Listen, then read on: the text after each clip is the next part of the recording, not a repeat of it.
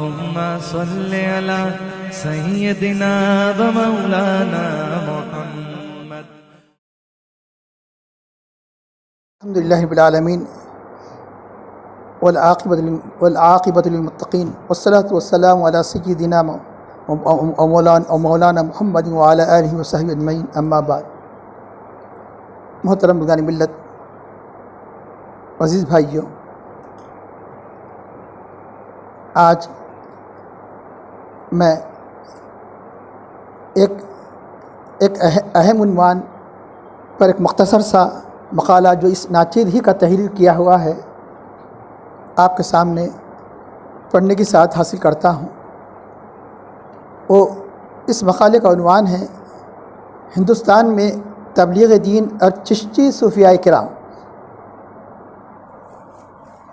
اب جو یوں تو تمام سلاسل کا ہندوستان میں تبلیغ دین میں مشترکہ حصہ ہے کہ جن کے احسانات کو نہیں بھلایا جا سکتا، لیکن اس کی ابتدا جو بڑے پیمانے پر ہوئی ہے وہ سلسلے چشت سے تعلق رکھنے والے بزرگ دین ہیں، جن کے سرتاج حضور خواجہ خواجگاہ دستگیر دنبانگاہ حضرت خواجہ معین الدین حضرت غریب نواز رحمۃ الرضوان کی ذات گرامی ہیں.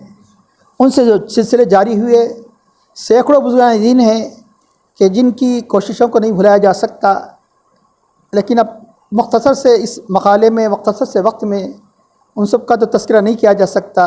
چند اہم بزرگوں کا اس مضمون میں تذکرہ کیا گیا ہے. بلا شبہ ہندوستان پر مسلمان بادشاہوں نے صدیوں کامیاب حکومتیں کی، لیکن ہندوستان میں اسلام کو روشناس کرنے اور اسلام کی بالادستی قائم کرنے میں صوفیاء کرام ہی کا حصہ ہے. ہندوستان میں اسلام بادشاہوں سے نہیں اولیاء کرام سے پھیلا. ہندوستان کی تاریخ مسلمان بادشاہوں کے جنگی کارناموں سے بھری پڑی ہے، لیکن تاریخ ہند میں یہ کہیں نہیں ملتا کہ مسلمان بادشاہوں نے کے وجہ سے غیر مسلم اسلام میں داخل ہوئے. آج ہندوستان میں کروڑہ مسلمان نظر آتے ہیں. یہ سلاطین ہند کی قوت اور تلوار کے طفیل نہیں، تلوار کی وجہ سے نہیں اسلام نہیں پھیلا، بلکہ صوفیاء اور درویشوں کی حق پرستی اور تعلیمات اور ان کی باطنی تصرفات کا صدقہ ہے، اور ان اولیاء اللہ کی تبلیغ اسلام کی مرہون منت ہے جو اپنے دلوں میں توحید کی شان لے کر آئے ہیں اور اپنے سینوں میں عشق مصطفیٰ صلی اللہ علیہ وسلم کو لے کر آئے، جو لشکر و سپاہ لے کر نہیں آئے. یہ لشکر و سپاہ لے کر نہیں آئے، تسبیح و مسلح لے کر آئے، اور جن کے جاہ و جلال حق و صداقت کی ہیبت کے آگے سرکش انسانوں کی گردنیں جھک گئی اور کفرستان نے ہند کے ظلمت گدھے میں اسلام کی روشنی پھیل گئی. صوفیاء کرام اسلامی عقائد اور کلمت الحق کی سربلندی کے لیے ہر اس طاقت سے ٹکرائے جو اسلام کے بنیادی اصولوں کے منافی تھی. ان کی زندگی اس آیت کریمہ کی تفسیر ہے. اللہ تعالیٰ کا ارشاد ہے سورہ آل عمران آیت نمبر 104، اعوذ باللہ من الشیطان الرجیم، وَلْتَكُن مِّنكُمْ أُمَّةٌ يَدْعُونَ إِلَى الْخَيْرِ وَيَأْمُرُونَ بِالْمَعْرُوفِ وَيَنْهَوْنَ عَنِ الْمُنكَرِ أُولَٰئِكَ هُمُ الْمُفْلِحُونَ. جس کا ترجمہ ہے تم مسلمانوں میں سے ایک ایسی جماعت کا ہونا ضروری ہے. وَلْتَكُن مِّنكُمْ أُمَّةٌ يَدْعُونَ إِلَى الْخَيْرِ، جو خیر کی طرف بلائے اور نیکی کا حکم دے اور برائی سے روکے، اور وہی لوگ کامیاب ہے. یہ آیت کریمہ کا ترجمہ ہے. یہاں ایک اہم بات اس میں جو اللہ تعالیٰ نے ارشاد فرمایا کہ ایک مسلمانوں میں ایک جماعت ایسی ہونی چاہیے جو خیر کی دعوت دے، یدعون الی الخیر. تو اس آیت کریمہ میں یدعون دعوت دے، جس کو انگلش میں کہتے ہیں کہ انوائٹ کرے، تو یدعون کا مفعول آبجیکٹ اس میں ذکر نہیں کیا گیا کن کو دعوت دے. یعنی یدعون دعوت دے، دعوت دینے والوں کا تو ذکر ہے کہ ایک جماعت ایسی ہونی چاہیے کہ جاؤ دعوت دے. کن کو دعوت دے اس کا ذکر نہیں کیا گیا. جو مسلمان نہیں ہیں ان کو دعوت دے، جو مسلمان ہیں ان کو دعوت دے، اس کا ذکر نہیں کیا گیا. تو یقیناً اگر نہیں کیا گیا ہے، ذکر نہیں کیا گیا تاکہ یہ تبلیغ نوع انسانی کے تمام طبقوں کو شامل ہو جائے. غیر مومن کو بھی دعوت دے، اہل ایمان کو بھی دعوت دے، اہل شریعت کو بھی دعوت دے، اہل طریقت کو بھی دعوت دے. مکمل طور پر اگر کسی نے اس آیت کریمہ پر عمل کر کے دکھایا تو وہ علماء ربانیین ہیں، صوفیاء کرام.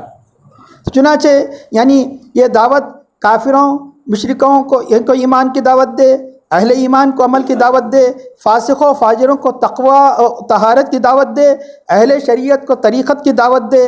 اس لیے صوفیہ کرام کی تبلیغ ہر طبقے کے لیے عام تھی، ہر طبقے کے لیے عام تھی، اور انہوں نے اس فریضے کو ادا کرنے کے لیے ہر ممکنہ وسائل کو اختیار کیا، کبھی واضح ارشاد کے ذریعے، کبھی تصنیفات و ملفوظات و مکتوبات کے ذریعے، کبھی کرامات کے ذریعے، کبھی روحانی و باطنی تصرفات و توجہات کے ذریعے۔ اولیاء اللہ جن کرامات کو چھپانے کی کوشش کیا کرتے تھے ان کا تعلق تکوینی امور سے ہوا کرتا تھا۔ تکوینی مطلب عالم کے آسمان زمین وغیرہ جو یہ مطلب یعنی پہاڑ وغیرہ جو یہ تکوینی امور ہے۔ تشریعی امور احکام سے متعلق جو تشریعی امور کہا جاتا ہے، تو تکوینی امور سے متعلق ہوا کرتا ہے، لیکن وہ کرامات تو جو تبلیغی امور کا ذریعہ ہو اور جن کا نتیجہ تزکیہ نفس بھٹکتی ہوئی انسانیت کی ہدایت ہو، ان کے اظہار میں مضائقہ نہیں سمجھتے تھے، کیونکہ ان کی زندگی کا نصب العین مخلوق کی فلاح و ہدایت اور تزکیہ نفس ہے۔ اخلاق و کردار کے ساتھ توجہ باطنی بھی تبلیغ کا ذریعہ ہے، اور اس کا ثبوت بھی سنت سے ملتا ہے۔ یہ دیکھیے ایک عالم یقیناً اپنے تحریر کے ذریعے سے تو دعوت دے سکتا ہے، اپنے تقریر کے ذریعے سے تو دعوت دے سکتا ہے، اپنے تعلیم کے ذریعے سے دعوت دے سکتا ہے، لیکن توجہ باطنی کے ذریعے سے دعوت نہیں دے سکتا۔ کوئی دے سکتا ہے تو صوفی دے سکتا ہے، یعنی دل کی کایا پلٹ دے، توجہ کرے تو یعنی مطلب یہ کہ دل کا زنگ مٹ جائے، کفر مٹ جائے، اور دل کا دل فسق و فجور کے آثار مٹ جائے۔ یہ اللہ کے حبیب کی سنت ہے۔ اللہ کے حبیب کی سنت میں صرف یہی نہیں ہے کہ آپ نے واعظ کے ذریعے سے تبلیغ کی، آپ نے صرف تحریر کے ذریعے آپ نے تحریر کو بھی اختیار کیا۔ صلح حدیبیہ کے بعد بہت سے بادشاہوں کو آپ نے خط لکھایا، تحریر کے ذریعے سے تبلیغ فرمائی، خطبے کے ذریعے سے تبلیغ فرمائی، لیکن ایک تبلیغ کا ایک ذریعہ تھا صرف اولیاء اللہ ہی نے کیا، وہ ہے توجہ باطنی کے ذریعے سے دل کی دنیا کو بدل دینا۔ اب رہا ہے کس کی دلیل کیا ہے، اب آئیے سنیے کہ اس کا ثبوت بھی سنت سے مل سکتا ہے، جیسا کہ سرور کائنات رحمۃ اللہ علیہ صلی اللہ علیہ وسلم نے اپنے اعلیٰ کردار اور نورانی توجہ سے ثمامہ بن اسال کی دل کی دنیا کو بدل دیا۔ امام بخاری علیہ الرحمہ نے اپنی صحیح بخاری میں حضرت ابو ہریرہ رضی اللہ تعالیٰ عنہ سے روایت کی ہے کہ صحابہ کی ایک جماعت قبیلے بنی حنیفہ کے ایک آدمی کو جس کا نام ثمامہ بن اسال تھا پکڑ کر لائے، جو اسلام کا سخت دشمن تھا، اور مسجد کے ایک ستون کو باندھ دیا۔ یعنی ثمامہ مکے کو جانا آسان نہیں تھا۔ ثمامہ کے لوگ یعنی مسلمانوں پر، اہل صحابہ پر ظلم کیا کرتے تھے، جو اسلام کا دشمن تھا۔ حضور نبی کریم صلی اللہ علیہ وسلم ثمامہ کے پاس تشریف لے آئے۔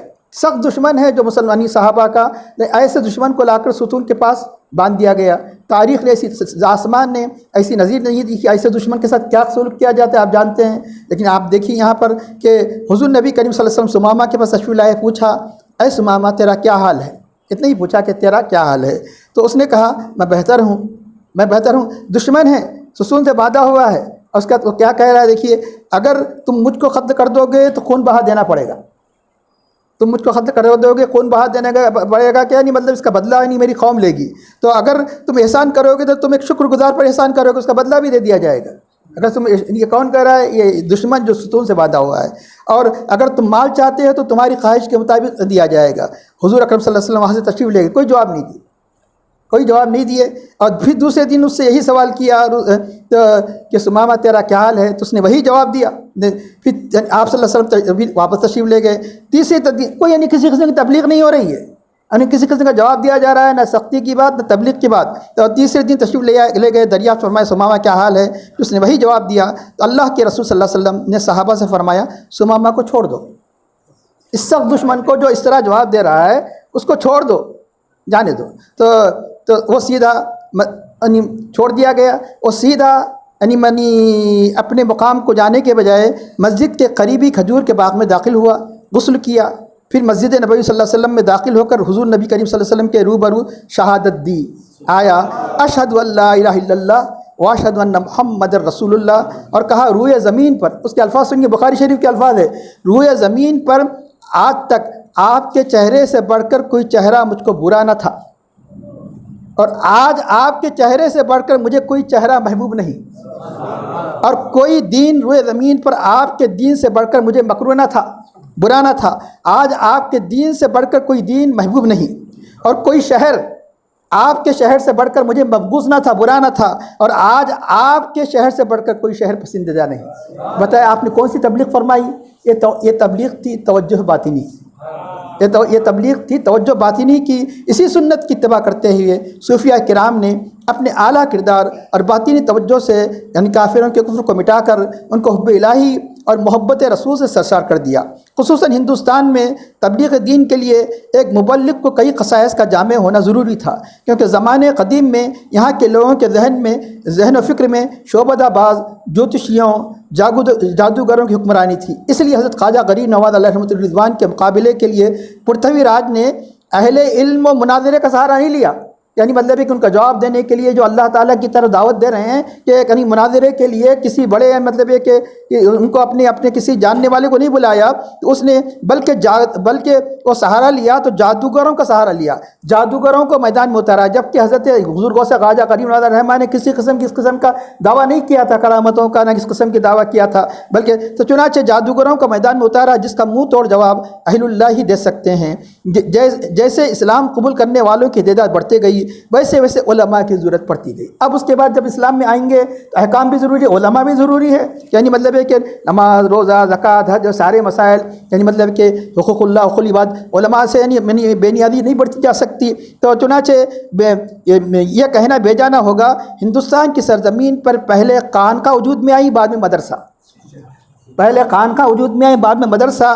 تو ان حقائق کا اعتراف مولانا ابو الحسن الندوی صاحب نے اپنے ان الفاظ میں اپنی ایک کتاب یعنی تزکیہ و احسان میں کرتے ہیں۔ وہ کیا کہتے ہیں؟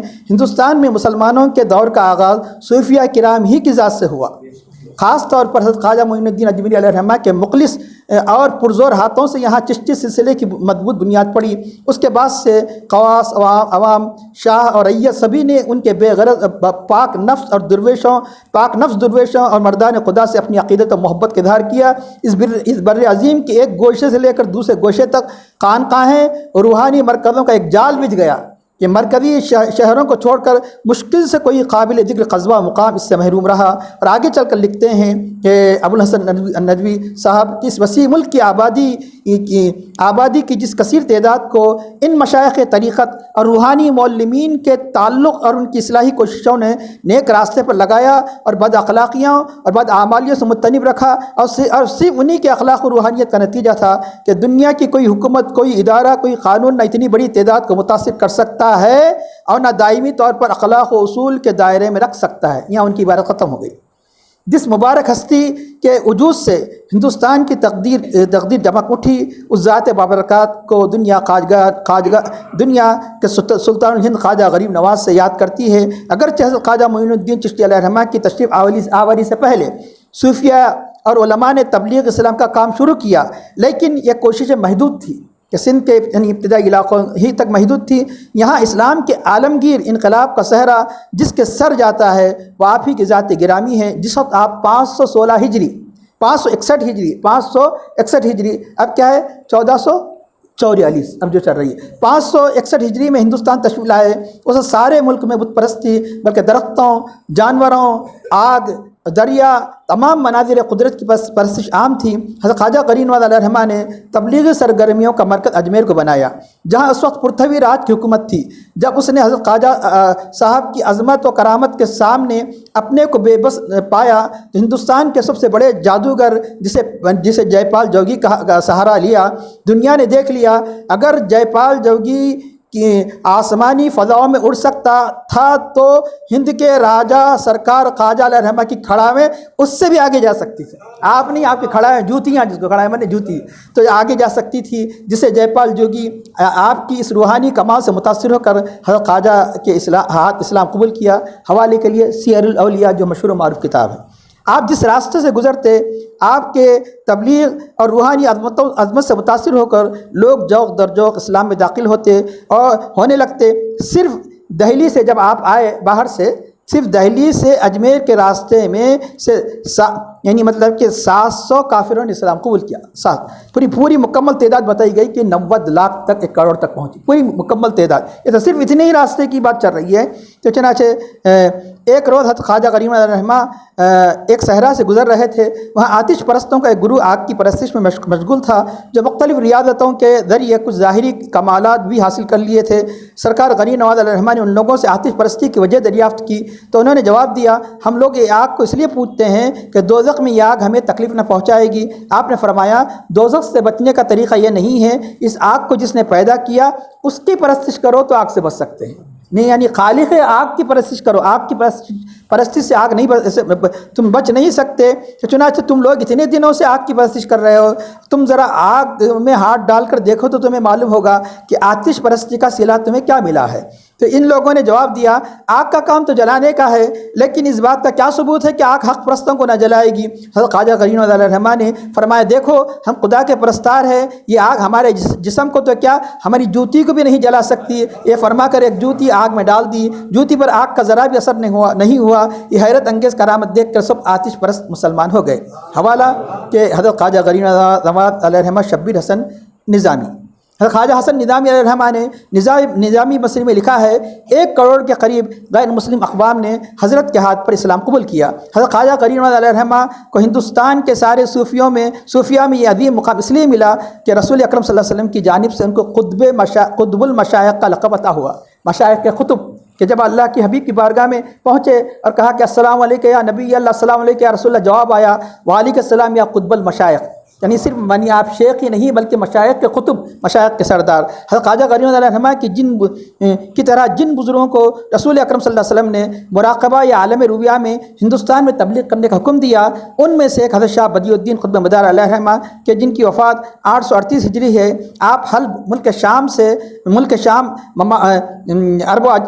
شام جو ممالک عرب جب خراسان کی سیر کرتے ہوئے ہند یعنی سندھ کاٹھیا واڑ پہنچے اور تبلیغ دین شروع فرمائی۔ سندھ کا راجہ بلوان سنگھ ایمان لے آیا، پھر کشمیر، راجستھان، گجرات، بمبئی یعنی بنگال وغیرہ کا دورہ فرما کر ہزاروں لوگوں کو اسلام کا پیغام حق دے کر اللہ والا بنایا، اور اجمیر شریف میں 12 سال چلہ کش رہے۔ اب ہندوستان سے 7 بار حج بیت اللہ کے لیے تشریف لے گئے اور ہر بار راستہ بدل کر آئے اور تبلیغ اسلام فرماتے رہے۔ آخرکار مکھن پور میں مستقل سکون اختیار فرمائی۔ ہندوستان میں آپ کے 1442 خلفاء، مریدین کی تعداد نہیں معلوم کہ 1442 خلفاء کے مختلف مقامات میں راہ حق کے متلاشیوں کو حق کی راہ دکھانے کا کام کرتے رہے۔ آئیے حضرت خواجہ غرین علیہ الرحمٰ اور تبلیغی مشن کو لے کر اجمیر تشریف لے آئے۔ اسی مشن کو آپ کے نامور خلیفہ حضرت خواجہ قطب الدین بختیار کاکی علیہ الرحمٰ نے اسی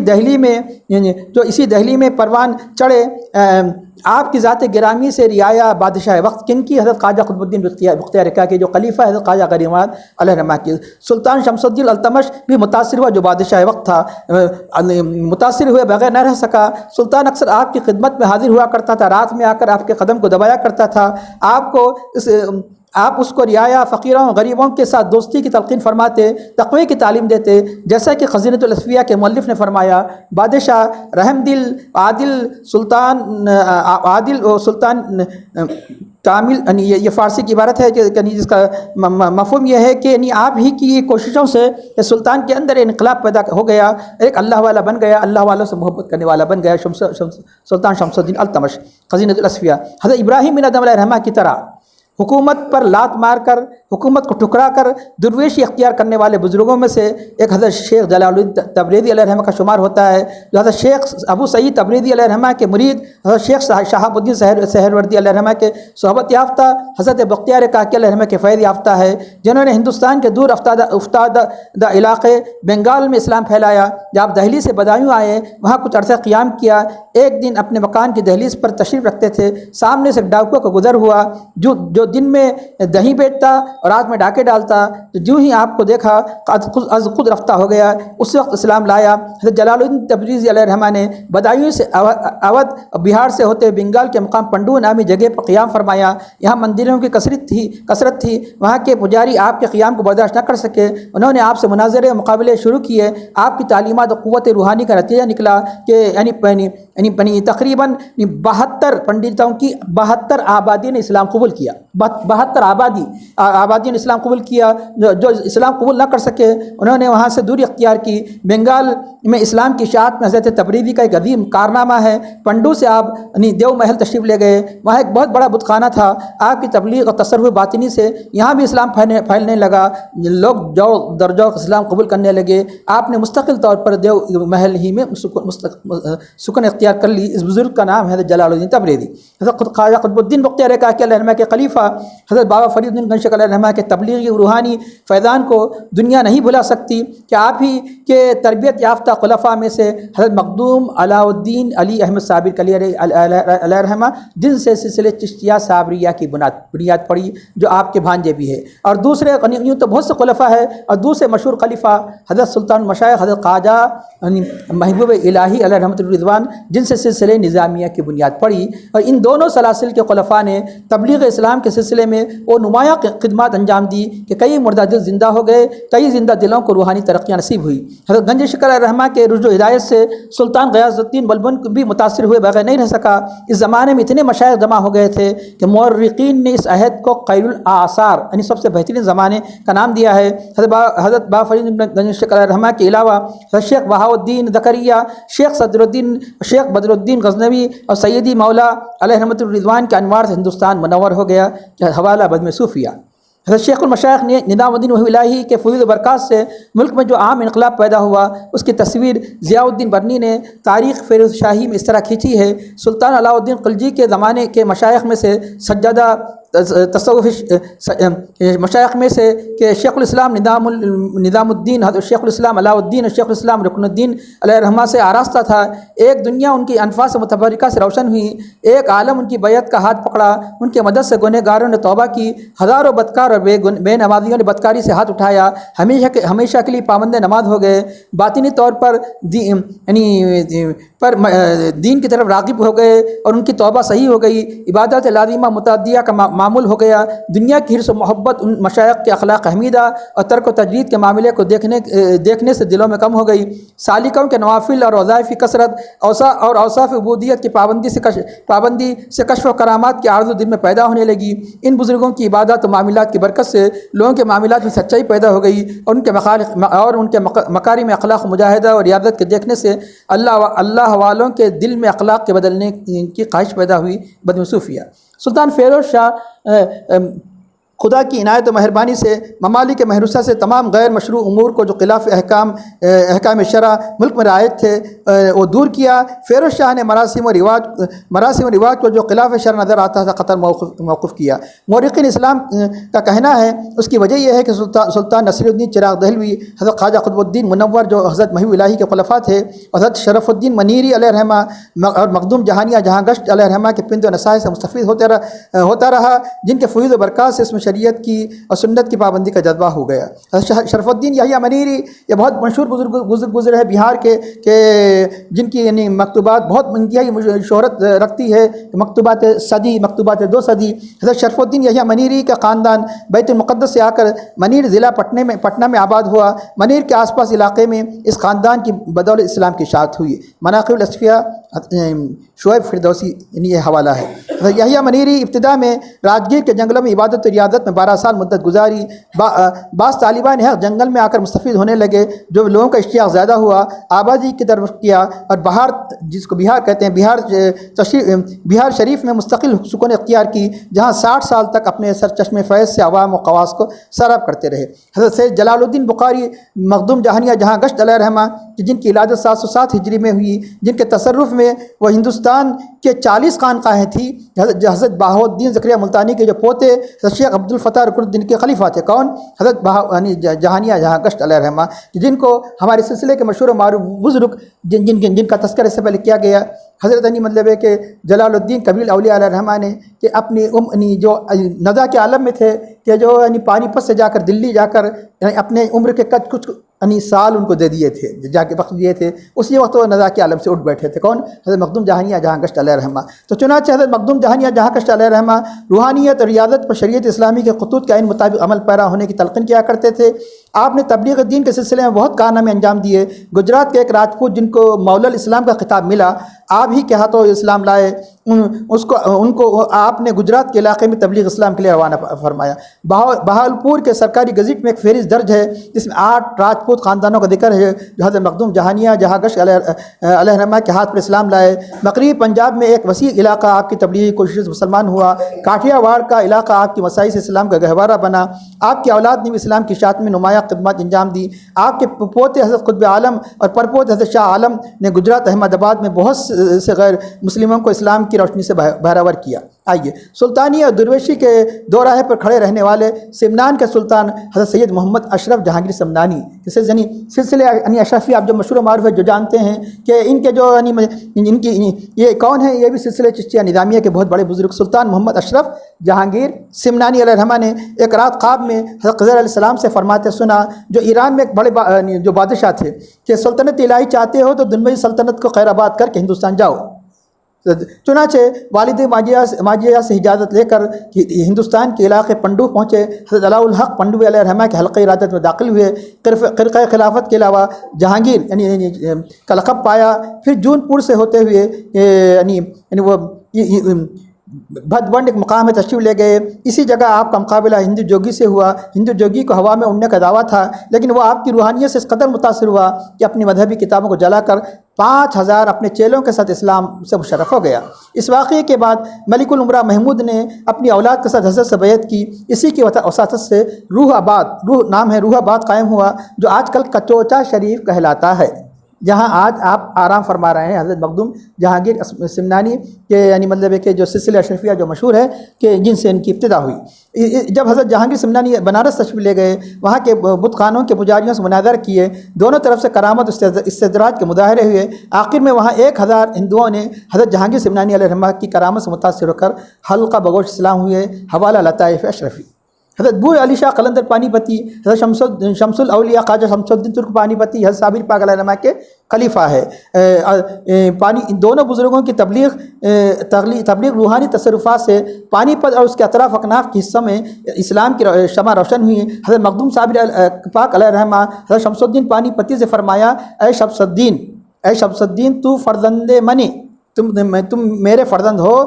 از خدا خواستہ، میں خدا سے یہ درخواست کیا ہوں کہ یہ سلسلہ ما استو جاری شود تا قیامت برپا نماند، کہ یہ برپا ماند، کہ یہ سلسلہ کس سے جاری رہے؟ یہ سلسلہ میرے جلال الدین سے جاری رہے قیامت تک، سلسلہ جاری رہے اور اس کی شاخیں پھلتی پھولتی رہے۔ خصوصاً حضرت صابر پاک علیہ الرحمہ کا فیضان حضرت مخدوم جلال الدین کبیر اولیاء خلیفہ شمس الدین ترک سے خوب جاری ہوا، کہ جیسا کہ ایک مرتبہ حضرت صابر پاک علیہ الرحمہ نے فرمایا، شمس مارا جلال کافی است، اپنے خلیفہ حضرت شمس الدین ترک پانی پتی سے کہا کہ اے شمس الدین، ہمارے لیے ایک جلال کافی ہے، جلال الدین کبیر اولیاء کافی ہے۔ چنانچہ جس کا اثر یہ ہوا، حضرت مخدوم کبیر اولیاء کے نظر فیض ہی سے سدا اولیاء بن گئے۔ حضرت جلال الدین کبیر اولیاء کے 40 خلفاء ہوئے، جنہوں نے بہت کچھ مطلب ہے کہ سلسلے کی اشاعت کا کام کیا۔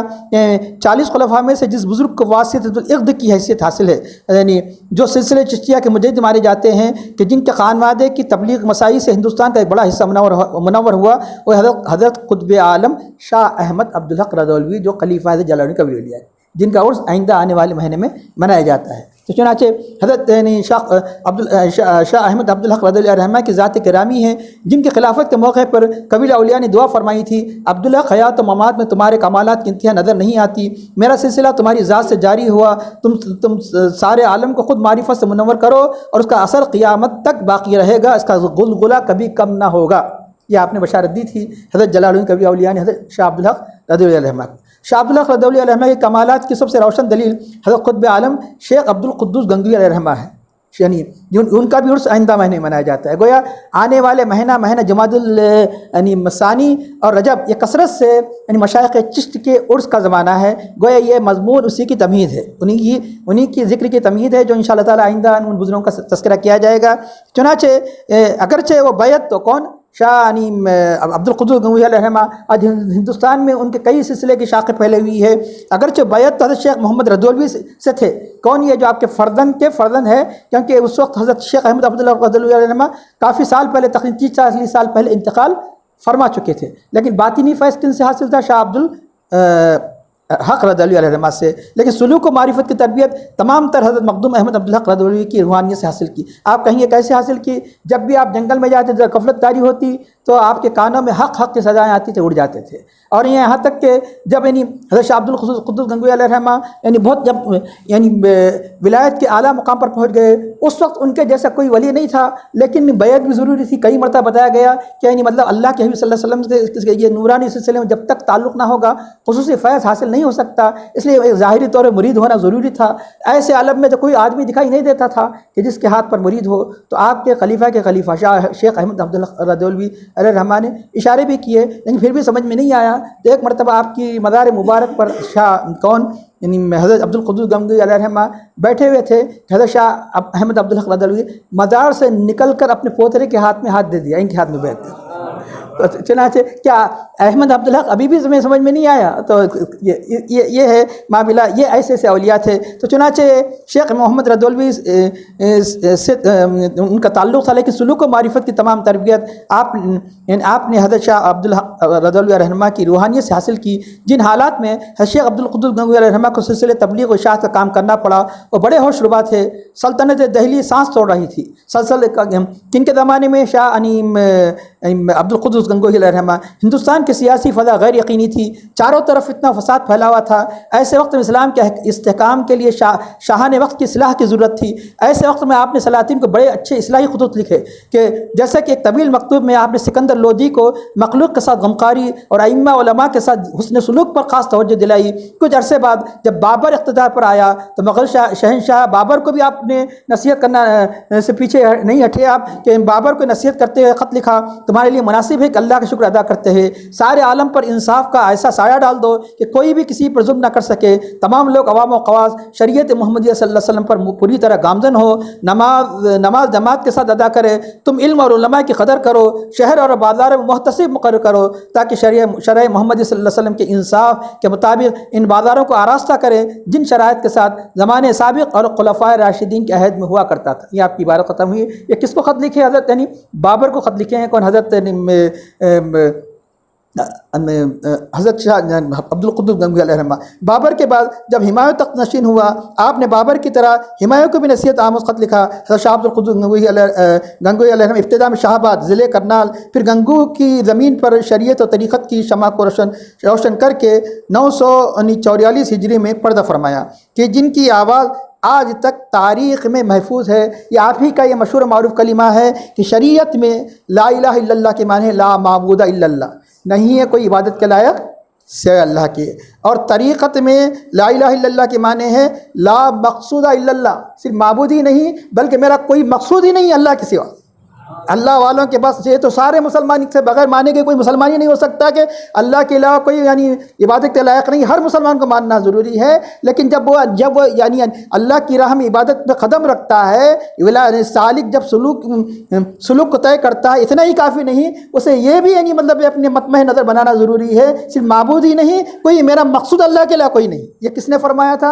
حضرت شاہ عبدالقدوس گنگوئی علیہ الرحمہ کہ طریقت میں لا الہ الا اللہ کے معنی لا مقصود الا اللہ، اور حقیقت میں اور اعلیٰ مقام ایسا آتا ہے کہ لا موجود الا اللہ، کہ اللہ کے علاوہ کوئی وجود ہی نہیں، ہر طرف اللہ ہی دکھائی دے۔ یہ بہت اعلیٰ مقام ہے، فنائیت کا مقام ہے۔ یہ مشہور و معروف یعنی یہ تعلیمات کن کی تھی؟ حضرت شاہ عبدالقدوس گنگوئی کہ صوفیہ کرام کی تبلیغ سے جن صوفیہ کرام کی تبلیغ سے مہاراشٹر کا علاقہ دولت آباد کلد آباد جو اس وقت دکن کا علاقہ تھا دین اسلام کے انوار سے منور ہوا، ان میں نمایاں بزرگ حضرت شیخ برہان الدین غریب نواز 657 ہجری ہے جن کی وفات ہے۔ حضرت محی الہی نے حضرت برہان الدین غریب نواز کو اسلام کی تبلیغ و اشاعت کی غرض سے دکن جانے کا حکم دیا۔ آپ 700 ہمراہیوں کے ساتھ جو اہل ولایت تھے، دولت آباد جیسا کہ بتایا گیا حیدرآباد جیسے اولیاء کا گڑھ ہے، اسی طرح دولت آباد اورنگ وغیرہ بھی کیا ہے خلد آباد یہ اولیاء کا گڑھ ہے، یعنی 700 اولیاء اللہ ہے یہاں پر۔ تو چنانچہ دکن میں یہ روحانی سپاہیوں کی پہلی فوج تھی۔ حضرت شیخ اور ان کے ہمراہیوں کی تبلیغ سے بہت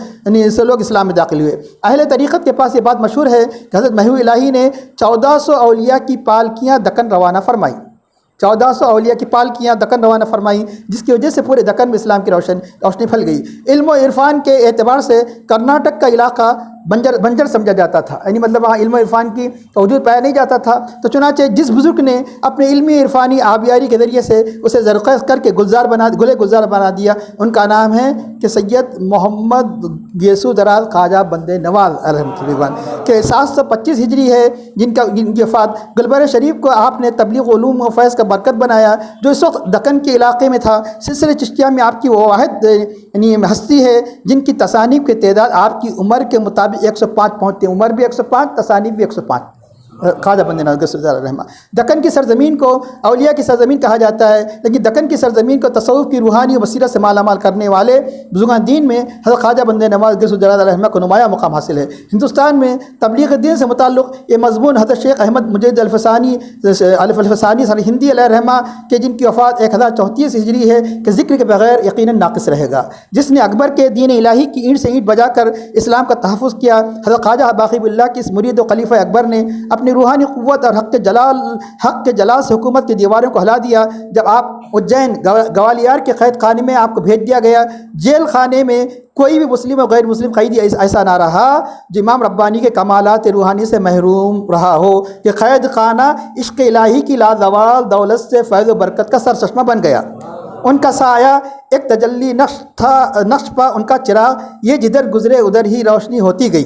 حضرت شاہ عبدالحق محدث علیہ رحمہ،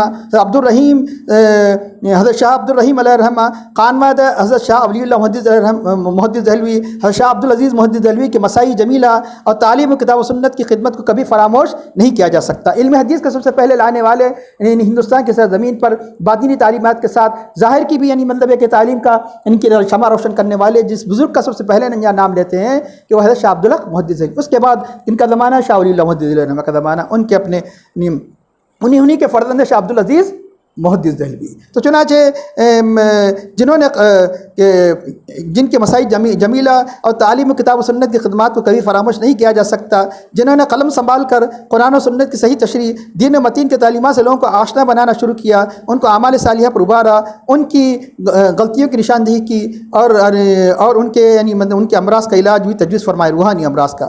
آندھرا پردیش خصوصاً حیدرآباد دکن کو یہ بجا طور پر ناز ہے کہ بے شمار اولیاء اللہ نے اپنی خوشبو سے اس کو مہکایا۔ حیدرآباد دکن کے بزرگوں میں حضرت بابا شرف الدین علیہ رحمہ جو پہاڑی شریف میں جو آرام فرما ہے، اور حضرت یوسفین علیہ رحمہ، حضرت شاہ خاموش علیہ رحمہ، شاہ راجو خطال حسینی علیہ رحمہ جو مصری گنج میں ہے، حضرت شیخ الہند شیخ الاسلام حضرت علامہ الحافظ محمد انواع اللہ شاہ فاروقی فضیل جنگ علیہ رحمہ جو اسی مہینے کی 29 تاریخ میں جن کا عرس منایا جاتا ہے۔ تو چنانچہ آپ حضرات ضرور تشریف لائیے کہ اور حضرت عبداللہ شاہ علیہ رحمہ جو مصری گنج میں آرام فرما ہے، ان بزرگوں کو ایک نمایاں مقام حاصل ہے کہ بہت سے اولیاء اللہ اس زمین میں آسودہ خاک ہے جن کا اس مختصر سے مقابلے میں تذکرہ نہیں کیا جا سکتا، جس کے لیے ایک مستقل مضمون کی ضرورت ہے، کیونکہ یہ ناچیز کہ جس خانویدے سے مطلب یہ کہ یہ جسے فیض ملا ہے کہ آج آپ کے سامنے کچھ بیان کرنے کی ناچیز کو سعادت ملی ہے، عمل کی بھی توفیق کی دعا فرمائی ہے کہ استقامت کی اللہ تعالیٰ توفیق عطا فرمائے کہ آج جو ذکر کی محفل کی گئی ہے یہ حقیقت میں نتیجہ ہے ہمارے پیر و مرشد جو آج سرپور کا خدمت میں آرام فرما رہے ہیں۔ یہ مجلس کی ابتدا کم از کم بتا رہا ہوں، کم از کم 70 سال سے پابندی سے ہر جمعرات کو آج بھی قائم ہے کامل۔ یہ وہ انہی کی یہ آخر یہ کس کے فیض یافتہ ہے، یہ کہ آج دکن کے ایک بڑے حصے کو جن کی مطلب ہے کہ جن کی مسائی سے کئی لوگ ویران دلوں میں معرفت کا چراغ روشن ہو گیا، ان کا نام ہے حضرت سید شاہ خواجہ قطب الدین احمد ہاشمی صابری علیہ رحمہ، جو اسی حیدرآباد کے رہنے والے تھے، مطلب ہے کہ لال ٹیکری محض عبادت کے لیے جنگل کو اپنا مقام بنا لیا، جسے عارف نگر کہا جاتا ہے، جو آرام فرما ہے۔ تو چنانچہ آپ نے اپنے مکتوبات ہاشمی، جو ہی مکتوبات ہاشمی پڑھتا تو اس کی دل کی دنیا بدل جاتی، اسی مکتوبات ہاشمی سے نواب بھی کیا بن گئے، اللہ والے بن گئے، اللہ والے خالی کچھ بھی نہیں، بڑے نواب تھے۔ عثمان علی پاشا مثال کے طور پر ان کے خاندان کے سگے قریبی رشتہ دار تھے، مکتوبات ہاشمی پڑھا، کچھ بھی نہیں، پڑھنے کا شوق تھا، ارے یہ مکتوبات ہاشمی زندہ ہے نا، ہاں ٹھیک ہے چلو، تو ایک نواب جا کر انہیں اللہ کے ولی بن گئے، اللہ کے ولی بن گئے۔ اس طرح آپ نے مکتوبات ہاشمی کے ذریعے سے کئی لوگوں کی زندگی اپنے دل کی دنیا کو بدل ڈالی، ہمارے دادا پیر ہے یہ۔ تو چنانچہ ان کا ذکر کیا بغیر ہم اس مضمون کو ختم نہیں کر سکتا۔ تو چنانچہ اس طرح صوفیہ کرام کی کوششوں اور تصرفات کا مشاہدہ کر کے علامہ اقبال نے کہا تھا، نہ پوچھ ان خرقہ پوشوں کی ارادت ہے تو دیکھ ان کو یدِ بیضا لیے بیٹھے ہیں اپنی آستینوں میں، الہی کیا چھپا رکھا ہے اہل دل کے سینوں میں، جلا سکتی ہے شمع کشتہ کو موج نفس ان کی۔ وصلی اللہ تعالیٰ علی خیر خلقہ سیدنا مولانا محمد وعلی آلہ وصحبہ اجمعین برحمتک یا ارحم الراحمین والحمد للہ رب العالمین۔